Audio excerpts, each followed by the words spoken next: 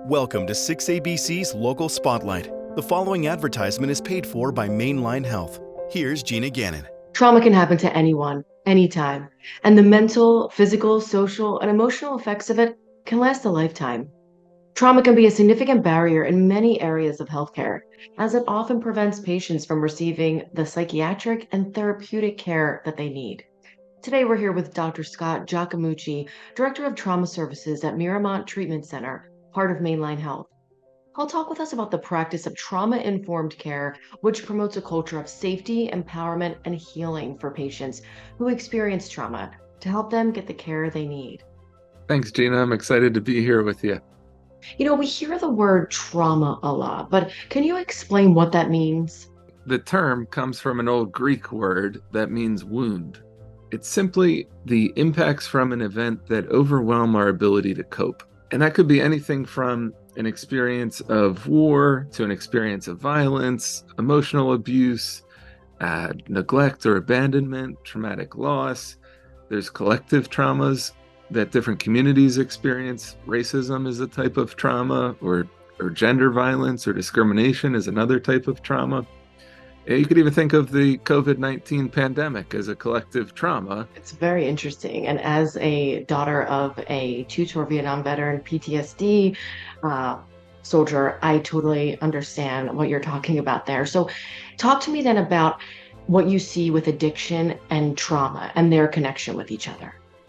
Yeah, so addiction and trauma really go hand in hand.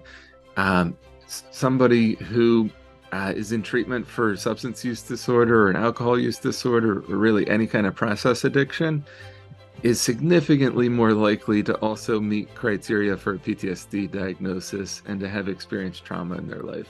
And then the drinking gets out of hand, or the drug use gets out of hand, and it starts to cause additional trauma and additional loss. Then, doctor, I would think it would be great for our viewers to know about trauma-informed care and what the difference is between that and trauma therapy. Yeah, so this is a common misconception. I like to think of it as the difference between process and content. Trauma therapy, the content of the therapy is focused on the trauma, whereas trauma-informed care is about the larger processes. It was created to give organizational leaders guidance in how they structure their organizations, their relationship to their employees, and also their relationship to the communities and clients that they're serving. So then, speaking of that, where can someone who's going through a traumatic event learn more about trauma-informed care? So I would point you right to SAMHSA. It's a government agency, so all their publications are free.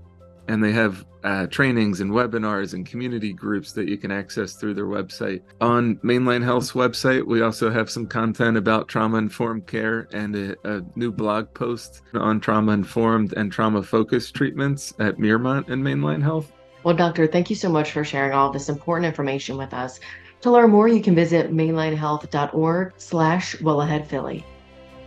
Thanks for watching 6ABC's Local Spotlight. The preceding advertisement was paid for by Mainline Health.